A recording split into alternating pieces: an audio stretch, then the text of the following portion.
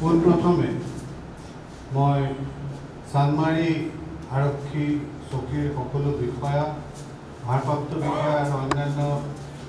বিষয়াসকলক লগতে চানমাৰী ডিভিজনৰ সকলোকে মই ধন্যবাদ জ্ঞাপন কৰিছোঁ এইবাবে যে আমাৰ যিটো ক্ৰিমিনেল জাষ্টিচ চিষ্টেম আছিলে এইটোৰ এটা সংশোধন হ'বলৈ গৈ আছে। আপোনালোক সকলোৱে জানে যে এই 1860 চন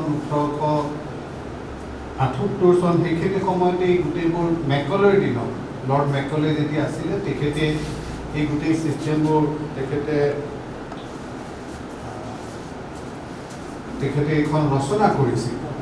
কিন্তু আজি ভাৰতবৰ্ষত ইমান 200 বছৰ পিছত প্ৰায় 150 বছৰ হৈ 200 বছৰলৈ গৈছে, এতিয়াহে আমি আমাৰ যিটো অপৰাধ সংক্ৰান্তীয় যিবোৰ আমাৰ ব্যৱস্থাবোৰত ভাৰতীয়কৰণ কৰিবলৈ গৈ আছোঁ। আৰু এই যিটো প্ৰক্ৰিয়া এই প্ৰক্ৰিয়াটোৰ সম্পৰ্কে মই এটা কথা মন কৰিছোঁ যে এই প্ৰক্ৰিয়াটোৰ সম্পৰ্কে জনাটো অত্যন্ত দৰকাৰী। কিন্তু আজি চানমাৰী থানাৰ বাহিৰে মই এতিয়ালৈকে কিন্তু এখন এনেকুৱা আৰক্ষী চকীকো দেখা নাই যিসকলে নাগৰিকসকলৰ মাজত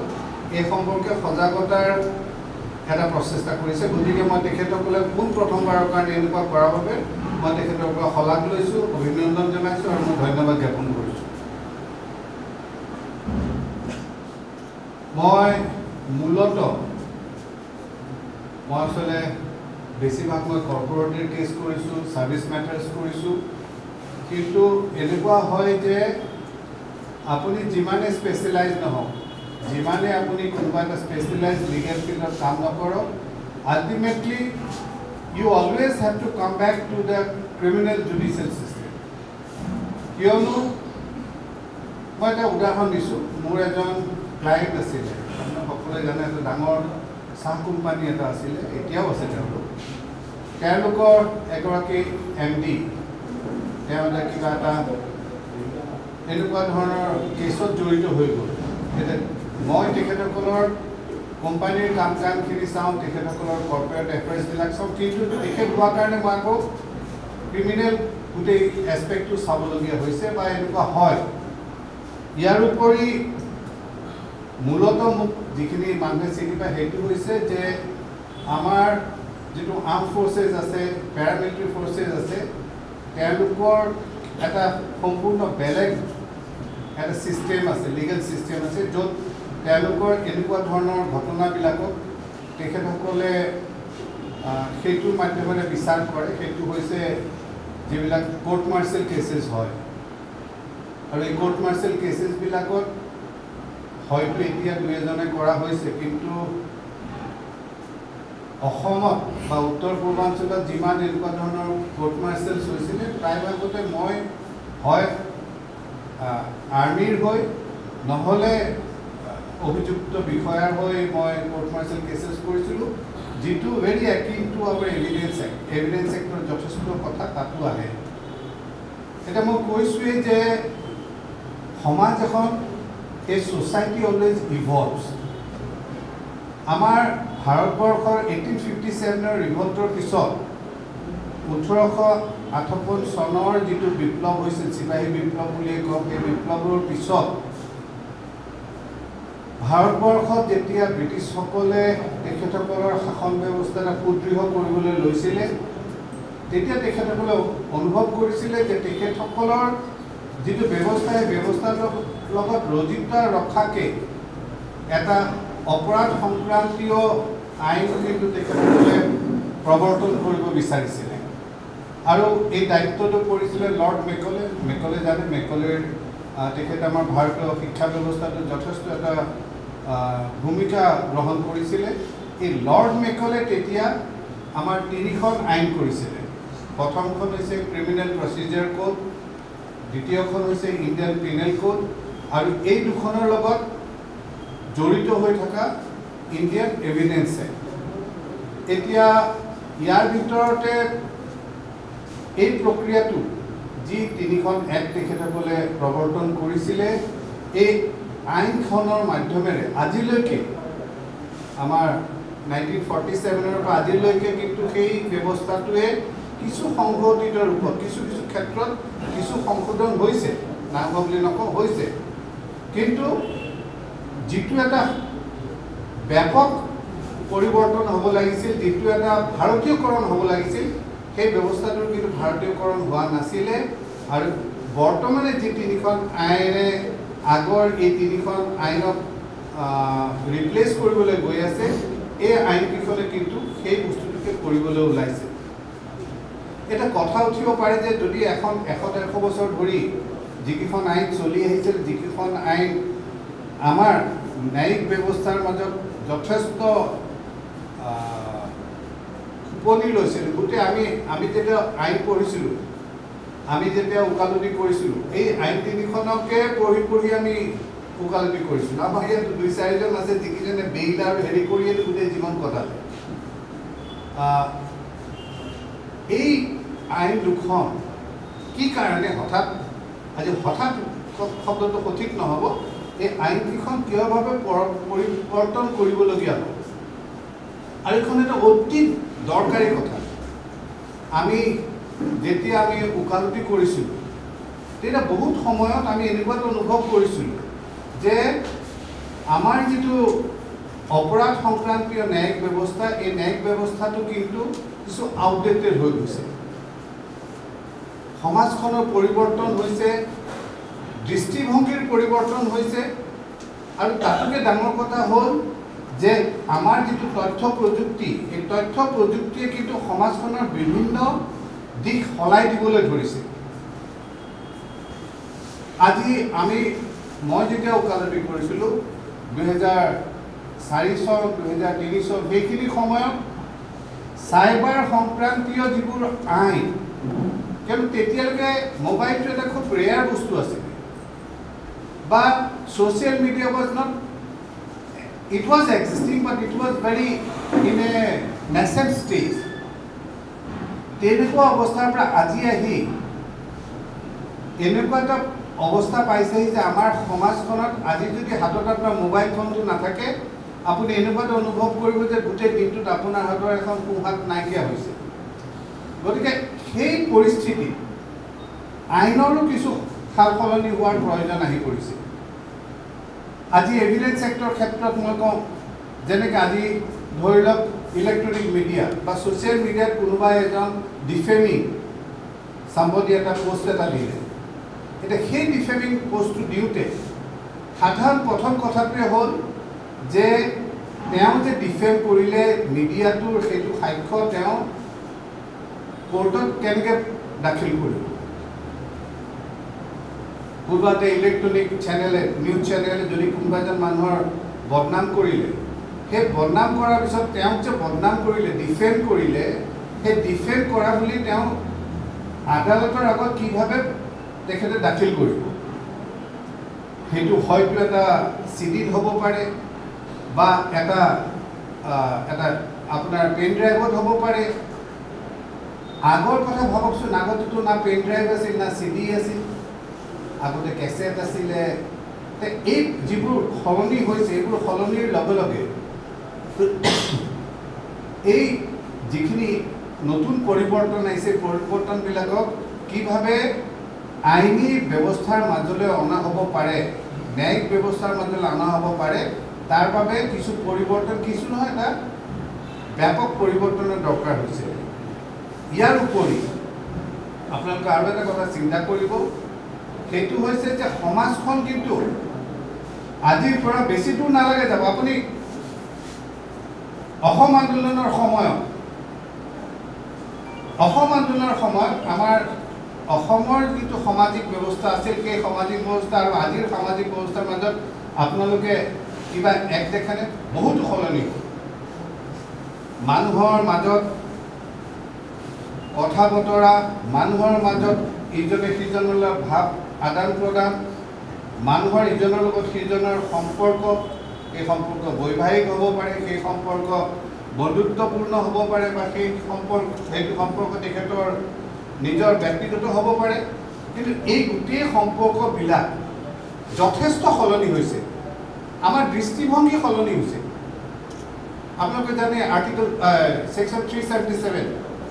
আৰ্টিকল 377 যিখিনি কথা সেই কথাখিনি কিন্তু সুপ্ৰিম কোৰ্টে এতিয়া কি কৈছে সুপ্ৰিম কোৰ্টে কৈছে যে এই যিটো আছিলে এই কথাটো এসময়ত হয়তো সেইটোক এটা অপৰাধ বুলি ধৰা হৈছিলে আজিৰ দিনত সেইটো অপৰাধ বুলি ধৰা নহয় গতিকে তাৰ বাবে আমাৰ যিটো ব্যৱস্থাটোৰ সাল সলনিৰ প্ৰয়োজন আছে ঠিক তেনেকৈ আপুনি বাল্য বিবাহৰ কথা কওক আইনে আমাৰ নতুন যিটো সামাজিক ব্যৱস্থা এই সামাজিক ব্যৱস্থাটোৱে আগতে মই মোৰ আইতাহঁতৰ সময়ত শুনিছিলোঁ মোৰ মাহঁতৰ সময়ত শুনিছিলোঁ যে তেখেতসকলৰ বাল্য বিবাহ হৈছিল বিশেষকৈ মই এটা ব্ৰাহ্মণ পৰিয়ালৰ পৰা আহোঁ মোৰ মায়ে কৈছিলে যে মাৰ যেতিয়াই পুষ্পিতা হৈছিলে তেতিয়াই মাৰ বাল্য বিবাহ হৈছিল আৰু যেতিয়া মা 18 বছৰ হ'ল তেতিয়া তেখেতক স্বামী গৃহলৈ পঠোৱা হৈছিল আজি যদি 12 বছৰত আপোনাৰ ছোৱালীজনী পুষ্পিতা হোৱাৰ লগে লগে আপুনি বাল্য বিবাহ কৰে কালি তেখেতসকলে গৈ ধৰি লৈ আহিব এই যে বিভিন্ন পৰিৱৰ্তন আহিছে এই পৰিৱৰ্তনবিলাক আমাৰ ন্যায়িক ব্যৱস্থাত অন্তৰ্ভুক্ত কৰাৰ এটা প্ৰয়োজনীয়তা আহি পৰিছে আৰু এই যিটো প্ৰয়োজনীয়তা এই প্ৰয়োজনীয়তাটোক বহুতো সময়ত এইটো এটা যথেষ্ট কষ্ট সাপেক্ষ এটা এফৰ্ট মানে যথেষ্ট এফৰ্ট দিবলগীয়া হৈছে যিখন কৰা হৈছে মই সিদিনাখন এনেই ওপৰৰ পৰা চাইছিলোঁ আৰু মই চাই বুজিছোঁ যে এইখন পঢ়ি উঠিব লাগিলে পুনৰবাৰ মই সেই আইনৰ পঢ়ি আছিলোঁ তেতিয়া যেনেকৈ একেবাৰে ষ্টাডি কৰিছিলোঁ তেনেকুৱাকৈ ষ্টাডি কৰিলে এইখন শিকিব লাগিব বিষয়বোৰ যিভাৱে উত্থাপন কৰা হৈছে সেইটো বৰ্তমান সামাজিক যিটো পৰিস্থিতি এই সামাজিক পৰিস্থিতি আৰু ইয়াৰ পিছত ধৰি লওক এক শতিকালৈকে এই পৰিস্থিতি যিভাৱে চোৱা হৈছে সেই পৰিস্থিতিৰ লক্ষ্য ৰাখি পেলাই এই সাল সলনিবোৰ কৰা হৈছে মই পুৰকৈ চাইছোঁ মই গোটেইখন পঢ়া নাই সঁচা ক'বলৈ গতিকে মই ভাবোঁ যে এই ক্ষেত্ৰত আমাৰ মানুহৰ মাজত এটা সজাগতা অহাৰ প্ৰয়োজন আছে আৰু সেই সজাগতা আনিবলৈ প্ৰাৰম্ভিক পদক্ষেপ হিচাপে আজি আৰক্ষী প্ৰশাসনৰ পৰা যি পদক্ষেপ লোৱা হ'ল এই পদক্ষেপক মই যথেষ্ট শলাগ লৈছোঁ মই তেখেতসকলক অভিনন্দন জনাইছোঁ বিশেষকৈ আৰক্ষী যিটো ডিভিজন চানমাৰীত অৱস্থিত এই চানমাৰী ডিভিজন চানমাৰী থানা এখেতসকলে যিটো এটা আগৰণুৱাৰ এটা তেখেতসকলে পদক্ষেপ ল'লে এই পদক্ষেপটোৰ কাৰণে মই তেখেতসকলক শলাগ লৈছোঁ অভিনন্দন জনাইছোঁ আৰু আশা কৰিছোঁ যে 1 জুলাইৰ পৰা যেতিয়া এইখন সমগ্ৰ ভাৰতবৰ্ষতে অৱলম্বন হ'ব যেতিয়া এইখনত বলবৎ হ'ব তেতিয়া মানুহৰ মাজত যি দৌৰা দৌৰি লাগিব কনফিউজন হ'ব এনেকুৱা ধৰণৰ সজাগতা সভাবিলাকে সেই যিটো এটা তেখেতসকলৰ মাজত কনফিউজন তেখেতসকলৰ মাজত যিটো এটা ব্যৱস্থাটো কি হ'ব কোন ছেকশ্যনত হ'ব ইভিন মই ভাবোঁ যে আৰক্ষী বিষয়াসকলেও কিন্তু এই সম্পৰ্কে ষ্টাডি কৰিব লাগিব কিয়নো তেখেতসকলক দেৰগাঁৱতে হওক বা পুলিচ একাডেমিতে হওক তেখেতসকলক এই আগৰ 3খন আইনৰ সম্পৰ্কেহে পঢ়োৱা হৈছে বেছিক ষ্ট্ৰাকচাৰটো একে আছে কথাবিলাকো একে আছে কিন্তু এটা নতুন ৰূপত পৰিৱৰ্তন কৰা হৈছে আৰু সেই পৰিৱৰ্তিত ৰূপত ছেকশ্যনবিলাকৰ কিছু সাল সলনি হৈছে গতিকে এই পৰিৱৰ্তনবিলাক তেখেতসকলেও অধ্যয়ন কৰিব লাগিব কিয়নো তেখেতসকলে যিকোনো এটা কেছ এটা ইনভেষ্টিগেশ্যন কৰিব যাওঁতে যেতিয়া তেখেতসকলে এফআইআৰখন পাই উঠিয়ে প্ৰাৰম্ভিক যিটো ছেকশ্যন দিব লাগে সেই ছেকশ্যনবিলাক এতিয়া তেখেতসকলে আগৰ হেৰি চাই দিলে নহ'ব এতিয়া তেখেতসকলে নতুন যিখন আইন আহিব সেইখনৰ মতে দিব লাগিব গতিকে এটা ব্যৱস্থাৰ পৰা আন এটা ব্যৱস্থালৈ যাওঁতে যিটো সময় লাগে মই এসময়ত এণ্ড্ৰইড ফোন ব্যৱহাৰ কৰিছিলোঁ এণ্ড্ৰইড এটা অপাৰেটিং ছিষ্টেম যেনেকৈ আইপিখন এটা অপাৰেটিং ছিষ্টেম তাৰপিছত কোনোবাই মোৰ খুব সম্ভৱ মোৰ শ্ৰীমতীয়ে চাগে ভাবিলে যে এওঁক এটা আইফোন দিওঁ তাত OS থাকে এতিয়া মই দেখিলোঁ যে মই আৰু এই OS ছিষ্টেমত গৈ সেই অপাৰেটিং ছিষ্টেমটো শিকি মই আকৌ এটা বেলেগ ছিষ্টেমেৰে কাম কৰা মোৰ কাৰণে সক্ষম নহ'ব মই এণ্ড্ৰইডৰ মানুহ এণ্ড্ৰইডত থকা ভাল কিন্তু মই দেখিছোঁ যে মোৰ ছোৱালী দুজনী সিহঁতে কিন্তু আকৌ এণ্ড্ৰইড বুলি ক'লে সিহঁতে কয় নাই নাই নাই আমি এইটো ছিষ্টেমতে OS ছিষ্টেমতে যথেষ্ট ভাল যথেষ্ট গতিকে মানুহৰ পাৰ্চেপশ্যনছৰ বিভিন্ন কথা থাকে পাৰ্চেপশ্যন সলনি হ'ব পাৰে কিন্তু basic requirement is how it performs. আৰু আমাৰ ভাৰতবৰ্ষৰ বৰ্তমান যি পৰিস্থিতি ৰাজনৈতিক কক সামাজিক কক বা আমাৰ দেশত আজি ব্ৰিটিছৰ গোলামীৰ দিনত ব্ৰিটিছে যেতিয়া উপনিৱেশিক দৃষ্টিভংগীৰে তেওঁলোকে আইন কৰিছিল 1860 বা 1862 যেতিয়া তেখেতসকলে আমাৰ এই আইনবোৰ বা তাৰ পৰৱৰ্তী সময়ত যিবোৰ আইন তেখেতসকলে প্ৰৱৰ্তন কৰিছিল সেইবিলাকত তেখেতসকলৰ নিজৰ শাসনটো সুদৃঢ় কৰিবৰ বাবে সুচাৰুৰূপে চলাই দিবৰ বাবে তেখেতসকলে আইনবোৰ প্ৰণয়ন কৰিছিল আজি ভাৰতবৰ্ষ এখন বিকশিত ৰাষ্ট্ৰ হ'বলৈ গৈ আছে not a developing but A develop country গতিকে তাত বিভিন্ন কথা আহি পৰিব আমাৰ যিটো ধৰি লওক ইণ্টাৰনেশ্যনেল ট্ৰেড এই ইণ্টাৰনেশ্যনেল ট্ৰেডৰ লগতে কিন্তু যথেষ্ট আমাৰ আইন সম্পৰ্কীয় কথাও কিন্তু আহি পৰিব অপৰাধ সংক্ৰান্তীয় কথাও কিন্তু আহি পৰিব গতিকে সকলোবোৰ সাঙুৰি যি এই তিনিখন আইন কৰা আছে সেই আইনকেইখনৰ সম্পৰ্কে সজাগতা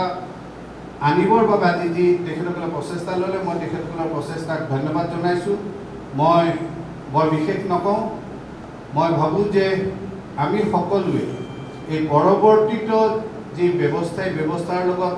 কিছুদিনটো অলপ অসুবিধা হয় আপুনি যদি এযোৰ দামী যিমানেই দামী নহওক এযোৰ নতুন জোতা কিনে 2 দিন 4 দিনটো আপোনাৰ অলপ অশান্তি লাগিবই কিন্তু এটা সময়ত এনেকুৱা হৈ পৰে যে সেই জোতাটো নিপিন্ধিলে যেন আপোনাৰ অইন জোতা পিন্ধিবলৈ মনে নাযায় গতিকে আমিও হয়তো এটা ছিষ্টেমৰ পৰা আৰু এটা ছিষ্টেমলৈ যাওঁতে কিছু আমাৰ অসুবিধা হ'ব কিছু আমাৰ বিষয়াসকলৰ হওক জনসাধাৰণৰ হওক সকলোৰে এটা মাজত নতুন ব্যৱস্থাটোৰ লগত এডজাষ্ট কৰোঁতে কিছু টাইম লাগিব সেই সময়খিনি আমি সকলোকে দিব লাগিব আৰু মই ভাবোঁ যে যি পদক্ষেপ লোৱা হৈছে এইটো এটা যুগান্তকাৰী পদক্ষেপ লোৱা হৈছে আৰু ভাৰতীয় জনতা পাৰ্টীৰ নেতৃত্বাধীন NDA চৰকাৰে নৰেন্দ্ৰ মোদী ডাঙৰীয়াৰ শাসনত যিবোৰ এনেকুৱা এপক মেকিং চেঞ্জেছ আনিছে 370 বুলি কওঁ কাশ্মীৰত বা অন্যান্য যিবোৰ এপক মেকিং চেঞ্জেছ আনিছে তাৰ ভিতৰত এই তিনিখন আইনো পৰিগণিত হ'ব